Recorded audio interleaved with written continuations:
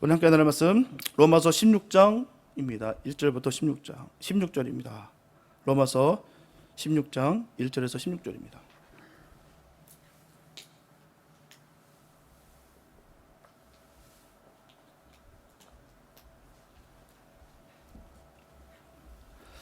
로마서 16장 1절부터 16절입니다.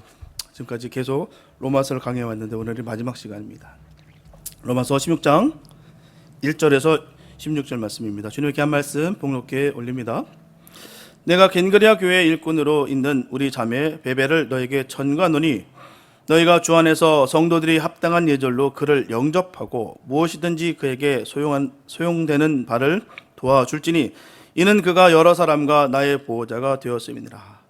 너희가 그리스도 예수 안에서 나의 동역자들인 브리스가와 아굴라에게 문안하라. 저희는 내 목숨을 위하여 자기의 목이라도 내어 놓았나니 나뿐 아니라 이방인의 모든 교회도 저에게 감사하느니라. 또 저희의 교회에게로 문안하라. 나의 사랑하는 에베네도에게 문안하라. 저는 아시아에서 그리스도께 처음 익은 열매니라. 너희를 위하여 많이 수고한 마리아에게 문안하라. 내 친척이요 나와 함께 갇혔던 안드로니고와 유니아에게 문안하라. 저희는 사도에게 유명히 여김을 받고 또한 나보다 먼저 그리스도 안에 있는 자라. 또 주 안에서 내 사랑하는 암블리아에게 문안하라. 그리스도 안에서 우리의 동역자인 우르마노와 나의 사랑하는 스다고에게 문안하라. 그리스도 안에서 인정함을 받은 아벨레에게 문안하라. 아리스토블로의 권속에게 문안하라. 내 친척 헤로디온에게 문안하라. 나기수의 권속 중 주 안에 있는 자들에게 문안하라. 주 안에서 수고로 두르베나와 두르보사에게 문안하라. 주 안에서 많이 수고하고 사랑하는 버시에게 문안하라. 주 안에서 택하심을 입은 루프와 그 어머니에게 문안하라. 그 어머니는 곧 내 어머니라. 아순 그리스도와 블레곤과 허메와 바드로바와 허마와 저와 함께 있는 형제들에게 문안하라. 빌로로고와 율리아와 또 네레오와 그 자매와 올름바와 저와 함께 있는 모든 성도에게 문안하라. 너희가 거룩하게 입맞춤으로 서로 문안하라. 그리스도의 모든 교회가 다 너희에게 문안하느니라. 아멘. 탈무드에 있는 이런 이야기가 나옵니다. 아이가 아버지 너무 다리가 아픕니다. 아버지 저는 돌아갈 수밖에 없습니다. 목이 너무 마르고요. 다리가 아파서 더 이상 이제 걷질 못하겠습니다. 아들이 우는 소리로 앞에서 걷는 아버지가 사정을 했어요. 하지만 아버지는 좀처럼 쉬실 생각을 갖지 않습니다. 야, 끝까지 가야지, 해봐야지, 이렇게 포기하면 안 된다. 곧 마을이 나타날 거야. 아버지는 아들을 격려하면서 힘든 걸음을 계속 인도합니다. 지금 아버지와 아들은 사막 여행 중이었어요. 사막은 너무나 뜨거워서 사람이 다니기에는 너무나 힘이 드는 곳이 사막입니다. 게다가 가져간 물도 다 떨어져서 매우 힘든 여행길을 계속하고 있어요. 가도 마을은 나타나지 않았어요. 하지만 아버지는 끊임없는 격려 때문에 아들은 주저앉아 있을 수 없고 계속 함께 걸어갈 수밖에 없었습니다. 근데 더 이상 걸어가기 힘들 정도로 지쳐서 쓰러지는 순간에 아버지는 무덤을 발견합니다. 무덤을 본 아버지의 얼굴이 환해지면서 아들에게 이렇게 말합니다. 얘야, 힘을 조금만 내거라. 무덤이 있다는 것은 가까운 곳에 마을이 있다는 표시를 한다. 정말입니까? 아들은 무덤이 왜 마을에 있다는 표시인지 몰랐지만 다시 희망을 가지고 걷습니다.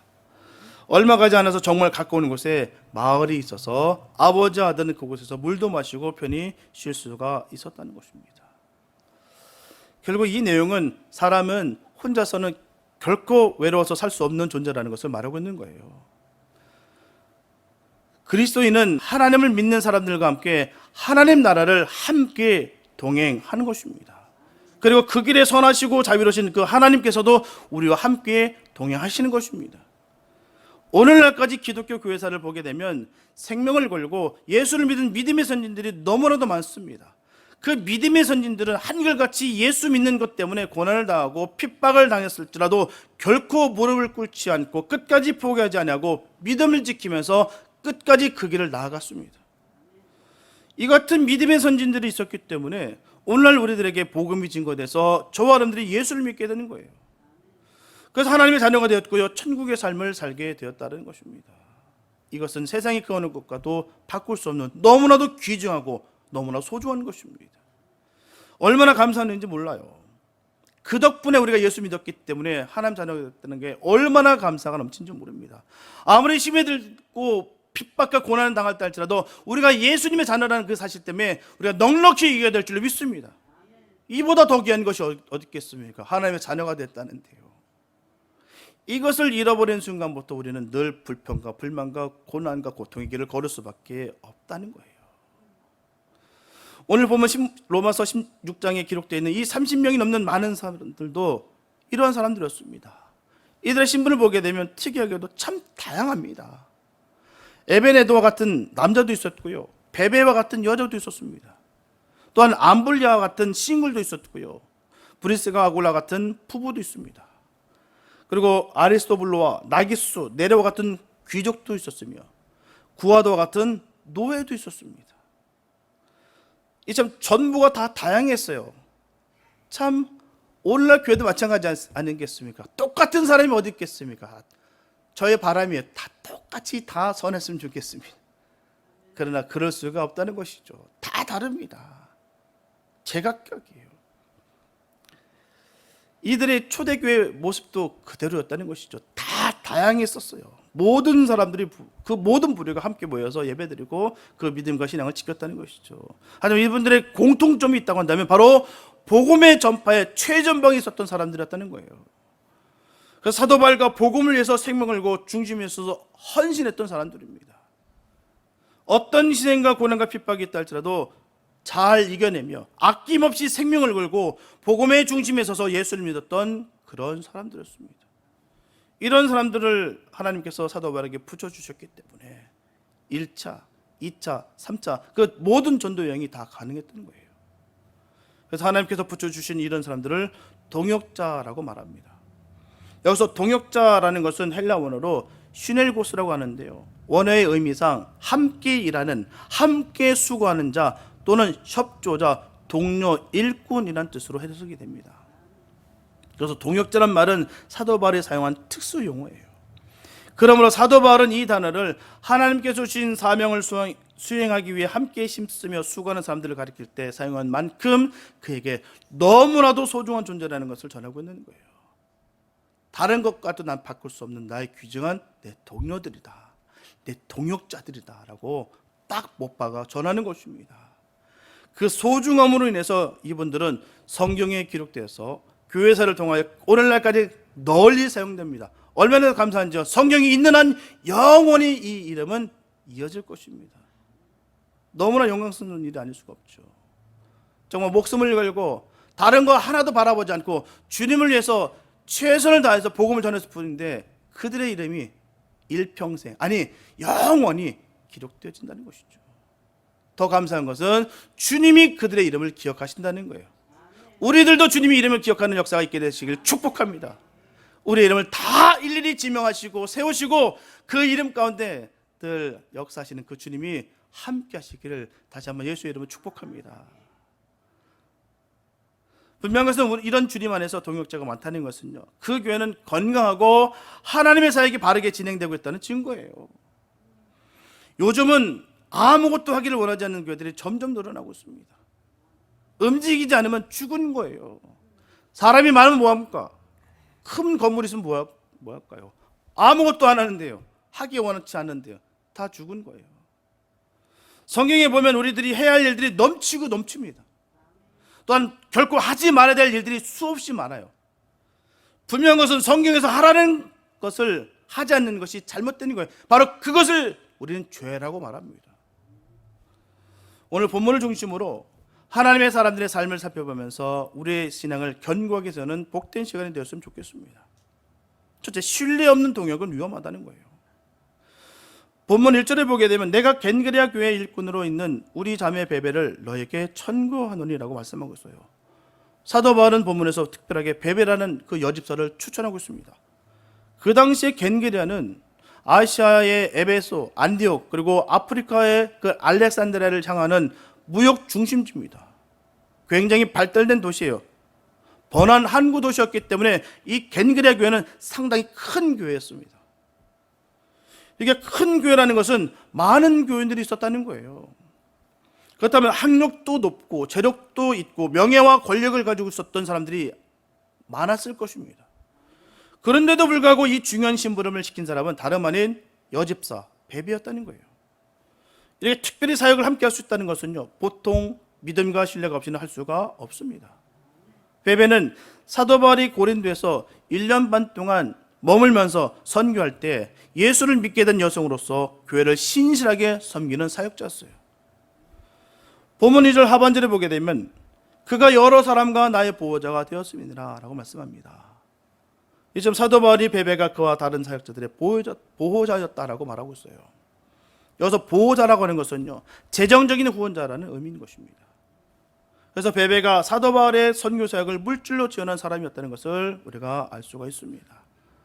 베베는 부유한 여성 사업가로서 재정적으로 사도 바울의 그 선교 사역을 지원했을 뿐만 아니라 구제와 자선의 은사를 가지고 있어서 교회 내 많은 사람들, 그렇게 힘들고 어려운 사람들, 가난한 사람들을 많이 도왔어요.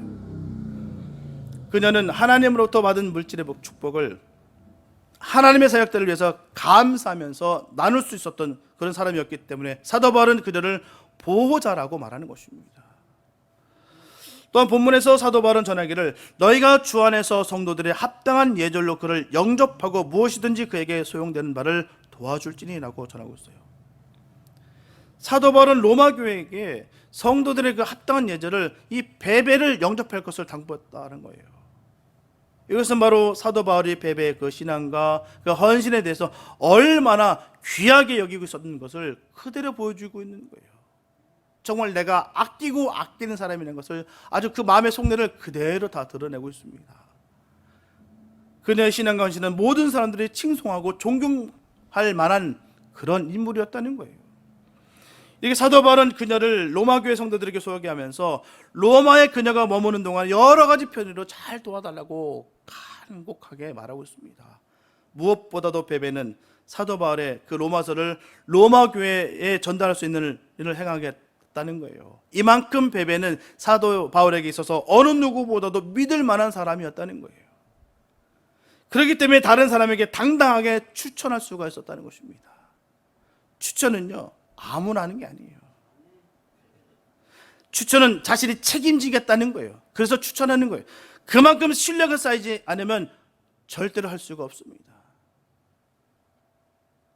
교회는요, 언제나 두 종류의 사람들이 있어요. 어떤 분은 판단하기를 좋아하지만 어떤 분은 후원하기를 좋아합니다. 어떤 교회는 다른 교인들을 위해서 간절히 기도해 줍니다. 너무나도 훌륭한 교인이죠. 너무나 귀한 성도입니다.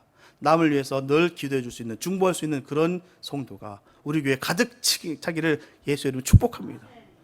얼마나 귀한지요. 남을 위해서 늘 기도해 줄 수 있는, 간절히 기도해 줄 수 있는 그런 믿음의 사람들이 있다는 게 얼마나 복된지요. 반면에 어떤 교인은 다른 교인으로 하여금 기도하게 만듭니다. 기도의 제목의 삶이 산다는 거예요. 너무 안타깝죠. 불행한 삶입니다. 늘 그 영혼을 바라볼 때마다 아이고 인간아, 예수 좀 제대로 믿고 좀 제대로 좀 살길 바란다. 그러면서 늘 기도한다는 것이죠. 얼마나 불쌍하고 안타까운 인생이겠습니까? 이점 성도는 근심거리가 되기보다는 남을 위해 기도해 줄 수 있는 성도가 되어야 될 줄 믿습니다. 사역자는 모세의 팔을 받쳐주던 이 아론과 훌과 같은 기도의 후원자들이 반드시 필요합니다. 그런데 어떤 분은 아론과 훌처럼 양쪽 옆에서 기도의 팔을 받쳐주기는커녕 기도하는 팔을 끌어내리려 했으며 오히려 힘들게 하는 분들이 있습니다. 이처럼 일꾼과 일감이 있습니다. 우리는 항상 힘을 빼는 판단자가 아니라 힘을 주는 후원자가 되어야 될 줄 믿습니다. 정말 우리가 주님 안에서 있으면 다른 생각이 들지 않아요. 지치고 몸이 고달프면 아무 생각 없습니다. 뭔가 여유가 생기니까 자꾸 딴 생각이 들고 다른 것이 자꾸 발동되고 다른 것들이 자꾸 보이기 시작하면서 그러면서 불평불만이 터져서 나오는 거예요. 자신을 바라보지 못하고 다른 것들이 보인다는 것입니다. 어저께 우리 청년분들 저희 사모랑 함께 그 하이킹 갔다 왔는데 정말 녹초가 돼서 왔더라고요. 예. 진짜 물 한 잔 들 수 없는 정도로 푹 퍼진 거예요. 그러니까 목사님 물 한 잔만 주시래. 그냥 아무 생각이 없어요. 힘드니까. 물어봤죠. 아이들 같이 재밌었냐고. 그냥 앞만 보고 갔는데 지치니까요. 그렇다는 거예요. 주님만 바라보면요, 다른 거 안 보입니다. 주님이 그 사랑밖에 안 보여요. 주님이 얼마나 좋으시고 얼마나 사랑이 많으신지 그거밖에 보이지 않습니다. 근데 우리가 자꾸 내 몸이 편해지고 다른 생각이 들어감으로 인해서 자꾸 잘못된 게 보이고 판단하고 정죄하고 그래서 죄를 짓게 된다는 거예요. 내 자신을 눈치를 채야 되는데 우리가 눈치챈다라는 말 많이 하지 않습니까? 나라는 존재를 눈치채야 돼요. 근데 불쌍하게도요, 남들은 나를 아는데 나는 잘 몰라요. 남들은 다 눈치챘거든요. 나라는 존재를 다 눈치챘는데 나는 좋은 사람이라, 나는 깨끗한 사람이다, 이렇게 스스로 눈치를 못 채고. 근데 감사한 것은 그런 우리 하나님, 내가 필요할 때는 하나님 나와 함께 해주시고 내가 필요 없을 때는 하나님 멀리 계세요. 귀찮습니다. 이렇게 했는데도 불구하고 주님이 우리를 동행해 주신다는 거예요. 그게 동행인 거예요. 우리가 잘나서 우리가 특별해서 하나님 나를 동행해 주신 것이 아니라 그런데도 불구하고 나를 동행해 주신다는 것이죠. 그런 우리가 주님의 은혜 가운데 회복되고 주님만 바라보고 승리하는 우리가 됐으면 참 좋겠습니다. 일꾼이 되시기 바랍니다. 일감이 되시지 않기를 축복합니다. 하나님께서는 지금도 교회 중심에서 신앙생활하는 사람들이 있기를 간절히 기다리시고 그런 사람들을 찾고 계십니다. 분명한 것은 교회 중심에 선다는 것은 쉬운 일이 아니에요. 하지만 교회 중심에 서서 신앙생활을 한다는 것은 얼마나 영광된 일인지 모릅니다. 문제는 일반적으로 사람들은 교회가 어렵고 힘들 때는 중심에 서기를 싫어하지만 교회가 평안하고 부흥될 때는 중심에 서기를 너무나 좋아합니다. 어려울 때 중심에 서서 교회를 섬기며 신앙생활하는 것은 표시도 잘 나지 않고 누가 알아주는 사람도 없고 부담스럽고 힘든 일이기 때문에 중심 서기를 싫어합니다. 책임져야 될 일이 많다는 거예요. 한마디로 말씀드리면 생색이 나지 않습니다. 하지만 평안하고 부흥될 때는요, 사람들에게 생색도 나고 일을 하기도 편안하기 때문에 중심에 서려고 합니다. 아니, 중심에 서는 것을 방해하면 원수가 됩니다. 분명하게 우리가 기억해야 되는 것은 하나님은 교회가 평안할 때 중심에 섰던 사람들을 찾기도 하시지만 그보다는 교회가 어려울 때 중심에 서는 사람들을 더 찾으시는 사실입니다. 교회는 이런 진실한 후원자가 필요한 거예요. 매일 다른 사람에게 도움만 바라면서 다른 사람의 일은 관심조차도 없고 전혀 신경 쓰지도 않는 사람보다는 진실되게 또 신실하게 조용히 후원하는 사람이 진실한 사람이며 이런 사람이 주님께 귀하게 쓰임을 받는 거예요. 주님은 그런 사람을 기억하십니다. 남야 누가 알든 말든 상관없이 난 주님 사랑하는 마음으로 주의 뜻을 이루는 그를 주님께서 기억하신다는 거예요. 우리 모든 성도가 그렇게 되시길 축복합니다. 다른 사람에 충성하고 조직에 충성하지 마시고 주님께 충성하시기 바랍니다. 누군가 어려움에 처한다면 최선을 다해서 돕는 분이 되시기 바랍니다. 너무나 복된 태도인 거예요. 반면에 어떤 분은 남을 시기하고 질투하며 악한 말로 사람들을 분쟁하는 사람들이 있다는 거예요. 아까도 말씀드렸다시피 뭔가 여유로우니까 그러는 거예요. 힘들고 어려우면 말도 뻥긋 못합니다. 아까 말씀드렸다시피 물 한 잔도 들을 수 있는 힘이 없어요. 늘 악한 말로 분쟁케 만들고 깨고 시기와 질투로 남을 저주하고 핍박하는 그런 사람은 주님의 복을 결코 받지 못합니다. 성경 눈이 전하고 있지 않습니까? 악을 악으로 이겨라는 말 좀 제발 좀 저 좀 찾아주세요. 저도 한번 그러고 싶어요.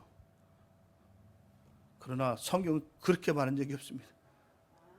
악을 선으로 이기라고 했지, 용서하라고 했지, 섬기라 했지, 오리가 아니라 10리 50리 함께 가라 했지. 겉옷 속옷 다 뺏어다 주라고 했지.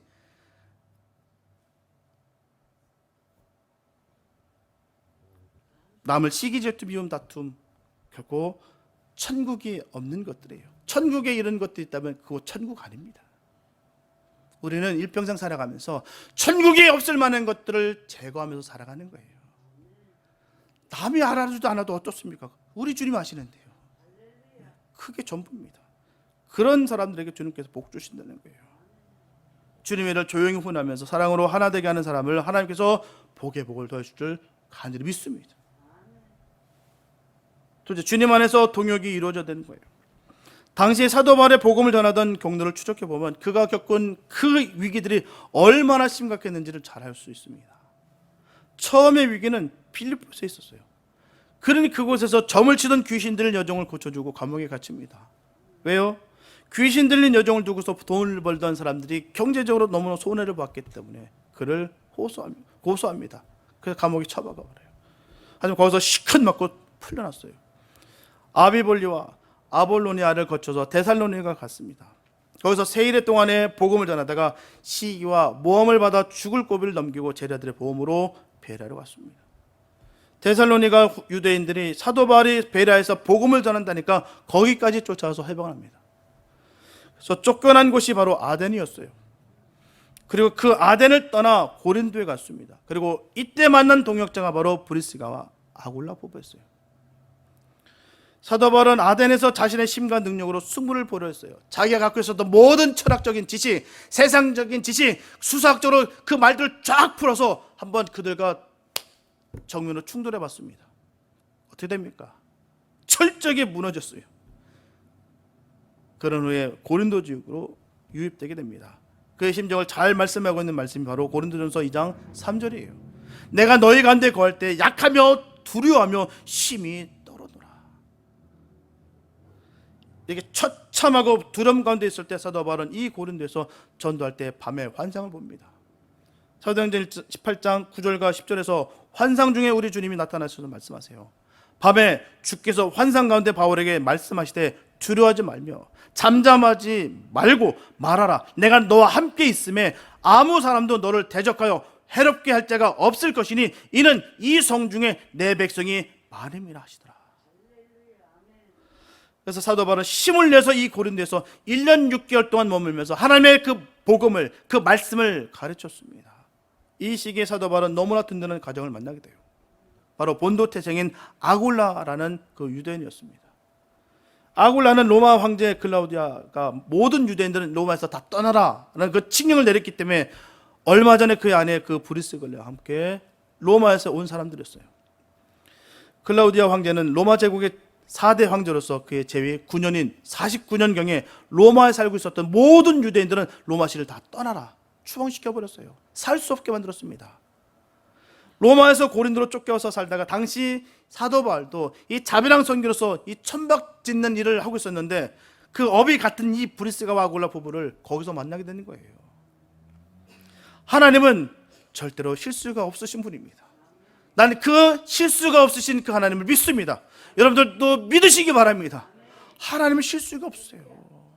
내가 실수하고 내가 실패할 뿐이지 우리 주님은 절대로 실수하거나 실패하지 않으십니다. 생활터전을 뺏긴다는 것은 너무나 어려운 일입니다. 다 아실 거예요. 기반이 잘 닦여 있는 곳을 버린다는 것은 결코 쉬운 것이 아니에요. 사람이 기반을 닦는다는 것은요, 한순간에 됩니까? 많은 노력과 많은 일들을 겪고 해결하며 얻을 수 있는 것이 기반입니다. 이것을 잃어버린다는 것은요, 사람에게 있어서 가장 위기 중에 위기가 아닐 수가 없습니다. 지금까지 그렇게 읽었었던 모든 것을 다 우르르 무너뜨리는 건데요. 하지만 그 고난으로 인해서 하나님은 또 다른 것을 이루신다는 거예요. 너무나 많은 사람들의 유입으로 인해서 장막 짓는 일이 성행했습니다. 고린도 지역에 집 짓는 일들이 성행했던 거예요. 갑자기 어떻게 집을 짓습니까? 그래서 천막을 지었죠. 그래서 공교롭게도 사도 바울은 그 기술을 가지고 있었기 때문에 그 기술로 인해 세계의 만남이 이루어졌다는 거예요. 그가 어릴 때부터 그 천막 짓는 그 일을 배우는 순간부터 주님은 다 예배하시고 인도하셨다는 거예요. 우리 이 사실을 꼭 기억하시기 바랍니다. 내가 하는 모든 일들 가운데 하나님이 지금 예비하시고 또한 그 기억하심으로 인하여 우리를 인도하신다는 것을 꼭 기억하시기 바랍니다. 주님은 실수가 없으세요. 내가 지금 순간에 내가 어려움 중에 거한다 할지라도 그 일을 통해서 하나님은 신실하게 역사하고 계신다는 거예요. 저는 그 하나님을 믿습니다. 고난을 고난으로 받아 바로 보시지 마시고 그 고난을 통해서 역사하시는 그 주님을 바라보시기 바랍니다. 그래서 고난이 때로는 유익인 경우가 있는 거예요. 그래서 결코 고난과 고통을 통해서 낭망하거나 결코 좌절해서는 안 됩니다. 그 일을 통해 역사하실 꼭 주님을 꼭 바라보시기 바랍니다. 물론 성경의 기록은 업이 같은 사람이라 직업상 만난 부부였지만 그러나 거래 관계를 뛰어넘어서 하나님의 일에 동역자의 관계로 발전하게 됩니다. 그래서 사도 바울은 극적으로 만나 함께 일하면서 이 아굴라 부부는 하나님을 섬기고 또한 말씀을 배웠어요. 그리고 사도 바울이 복음 전하는 일을 할 때 많은 도움을 주었던 부부였습니다.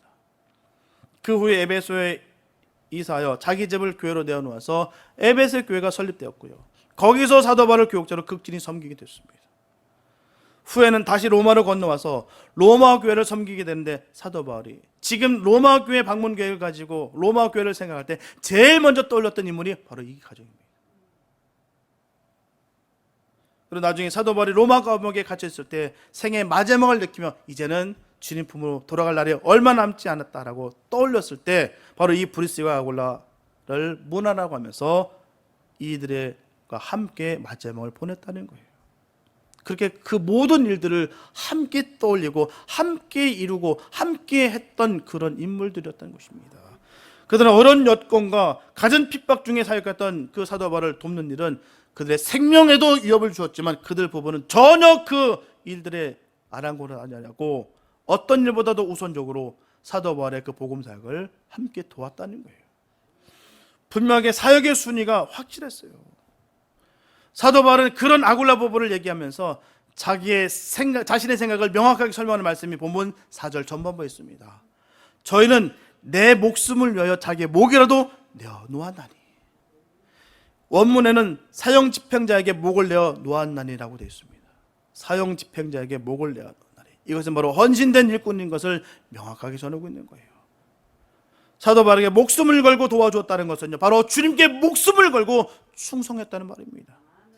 너 주님께 충성하는 믿음의 삶들 되시길 예수 이름으로 축복합니다. 주님께 우리 목숨을 걸고 살아가는 거예요. 다른 것에 목숨 걸지 마시고 예수께 목숨 거시기 바랍니다.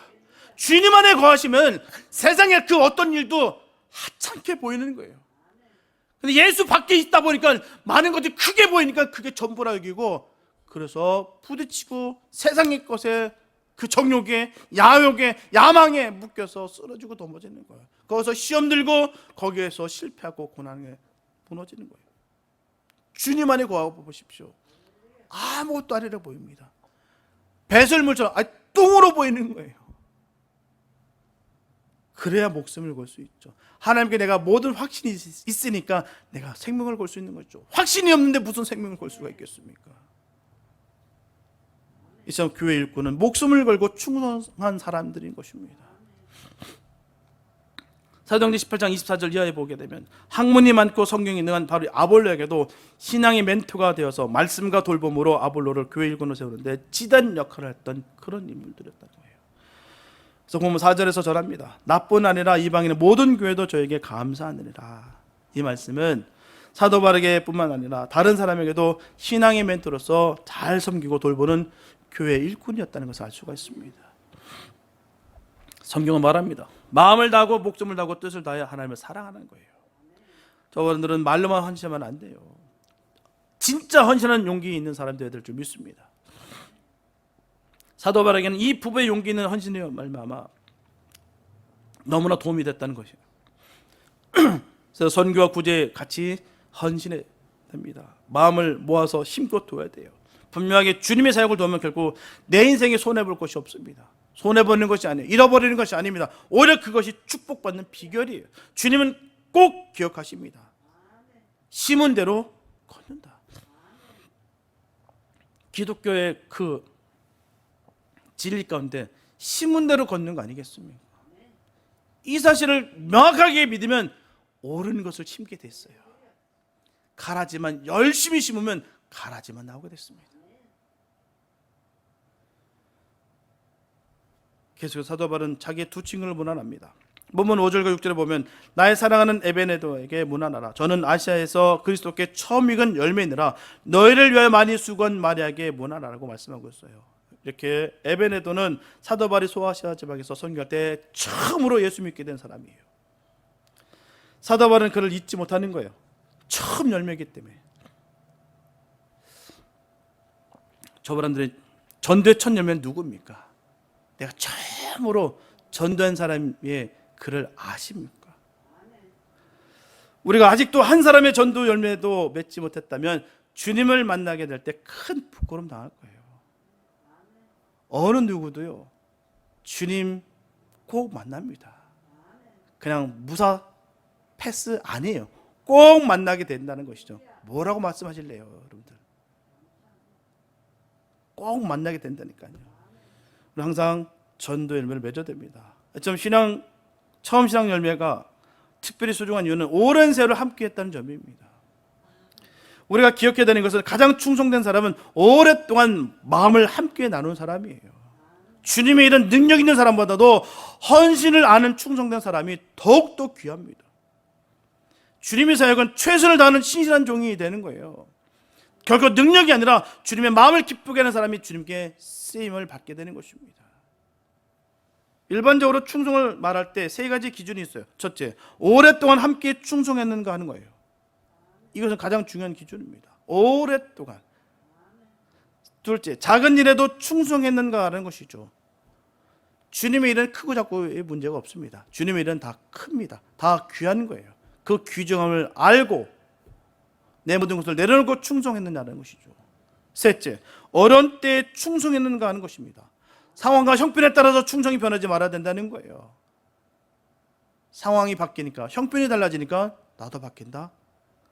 상황과 형편이 바뀌어도 주님의 말씀은 바뀌지 않습니다. 진리는 절대로 바뀌지 않아요. 시대가 바뀌어도 이 말씀은 영원한 것입니다. 절대 바뀌지 않아요. 아무리 힘들어도 먼저 포기하지 마시기 바랍니다. 그것은 복을 포기하는 거예요. 하나님은 어렵고 힘들어도 먼저 포기하지 않는 사람을 축복하십니다. 결코 감정대로 살지 말아야 되는 거예요. 기분과 감정대로 살아가는 것이 아니라 우리는 진리의 말씀대로 살아가는 거예요. 사람의 여론과 대세에 따라 움직이는 것이 아니라 진리 가운데 움직이는 게 우리의 성도들의 모습일 줄 믿습니다. 꾸준함과 인내와 충성이 인생 승리의 비결이에요. 분명히 사도 바울이 능력 있게 사역할 수 있게 된 것은 그 원동력은 바로 그에게 동역자들이 많았기 때문입니다. 그가 다른 사람과 동역했을 때 하나님께서 그에게 능력 부어주신 거예요. 아무리 훌륭한 지도자라 할지라도 참모 없이 온전하게 조직을 이끌 수가 없다는 것이죠.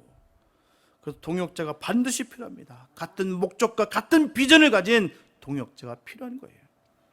사도 바울은 자신의 고집과 야망으로 주변의 동역자들을 멀리하며 자기 홀로 사역하지 아니하고 수많은 사역자, 수많은 동역자들을 키워냈어요.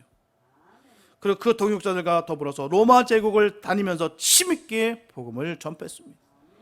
그래서 사도 바울은 성별을 초월한 남녀의 동역자들, 목숨을 건 동역자들, 헌신한 동역자들, 인정받은 동역자들이 그에게는 있었습니다. 저 사람들은 기억해야 되는 것은 고린도전서 3장 9절에서 전하고 있듯이 우리는 하나님의 동역자들이요 너희는 하나님의 밭이요 하나님의 집이니라. 이제 저 사람들은 하나님의 동역자라는 사실을 꼭 기억하시기 바랍니다. 하나님의 동역자예요. 사람의 동역자 되지 마시고 하나님의 동역자 되시기 바랍니다. 뭐가 하나님이 기뻐하시는 일인지, 하나님이 원하신 바가 무엇인지를 바로 깨닫고 하나님의 동역자 되시기 바랍니다. 헛한 것을 통해서 죄 짓는 경우가 얼마나 많은지 몰라요. 주님과 전혀 상관없는 일을 하면서도 불구하고 난 주님 사랑합니다라고 했었던 그 사도 바울 전에 그 사울했던 그 삶의 모습이 뭡니까? 주님 누구십니까? 누구시오니? 하나님이 누구지도 모르고 그는 그렇게 아둥바둥 그 일들을 감당하며 수많은 믿는 자들을 죽이고 배교시켰고 하나님과 전혀 상관없는 일을 그렇게 열심을 품고 살았다는 거예요. 그런 일들이 얼마나 많은지 모릅니다. 주님을 알지도 못하고 주님이 뜻도 모르면서 주님의 사역 감당하고 주님의 일을 하고 있다라고 스스로 자기 자신을 눈치도 못 채고 그렇게 살아가는 어리석음이 우리 가운데 얼마나 많은지 모릅니다. 주님의 일을 하시는 주님의 동역자 되시기 바랍니다. 분명히 하나님께서는 우리를 통해서 일하십니다. 우리를 통해서 하나님의 원하신 그 계획을 이루어 가신다는 거예요. 그렇기 때문에 저와 여러분들은 하나님의 역사에 동참해야 될 줄 믿습니다. 그 사역은 너무나 영광스러운 일이에요. 그러므로 우리는 주님의 사역을 해도 그만, 안 해도 그만이 아니에요. 반드시 그 주의 일들을 감당해야 될 줄 믿습니다. 하나님의 일에 동역하시기 바랍니다. 저와 여러분들이 하나님을 기쁘게 하면 하나님께서는 우리를 통해서 기뻐하십니다. 또한 우리를 기쁘게 해주십니다. 그리고 우리가 하나님의 동역자가 되면 하나님께서는 우리의 동역자가 되어주십니다. 저와 여러분들은 일주일에 한 번 교회 나와 예배만 드리지 마시고 이제는 하나님의 선한 역사에 적극적으로 동참하시길 바랍니다. 하나님의 동역자 되시길 바랍니다. 이제는 하나님의 선한 역사를 감당하는 하나님 나라의 확장이 쓰임받는 하나님의 귀한 동역자들 다 되시기를 예수의 이름으로 축복합니다. 사랑하는 성도분, 하나님을 섬기는 일은 결코 상황과 환경에 좌우되지 않습니다. 지금까지 교회사를 보게 되면 기독교가 가장 뜨겁게 타오르던 때는 가장 핍박이 극심했던 이 로마 시대였어요. 오히려 교회가 세계를 지배하던 중세 시대가 지금까지의 교회사에서 가장 부패했던 시대였어요. 문제는요, 지금의 교회들의 모습이 중세 시대의 모습을 너무나 닮아가고 있다는 것이 너무나도 안타깝고 너무나도 고통스럽습니다. 그러므로 저와 여러분들은 이 시대를 바라보시면서 안연하게 주저앉을 수가 없습니다. 분명하게 성도는 하나님으로부터 사명을 받았어요. 아직도 주님을 몰라서 영원한 멸망의 길에서 소멸되는 사람들이 얼마나 많은지 모릅니다. 저와 여러분들은 하나님께서 그토록 원하시는 사망에서 생명을 옮기는 이 귀한 사역을 꼭 동역하시기 바랍니다.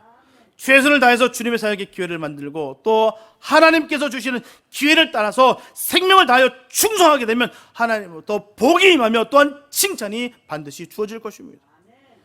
고린도전서 4장 5절에서 분명히 전하고 있습니다. 그러므로 때가 이르기 전 곧 주께서 오시기까지 아무것도 판단치 말라.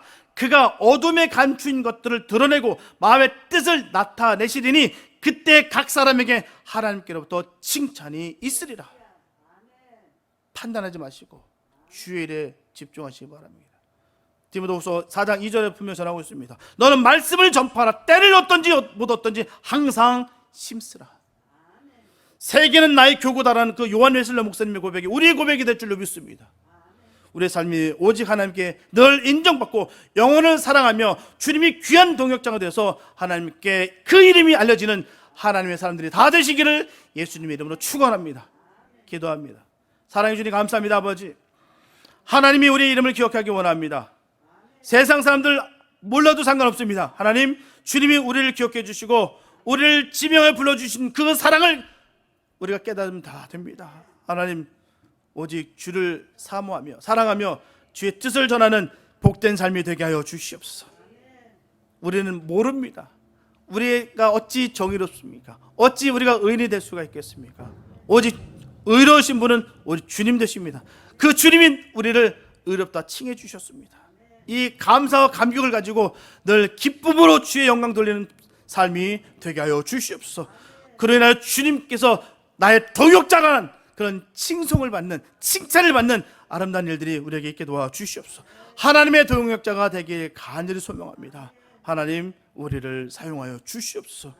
주의 크신 은혜가 우리의 삶 가운데 늘 흘러넘치고 복되게 세워질 것을 믿사오며 우리를 원하신 예수님의 이름이 됐습니다.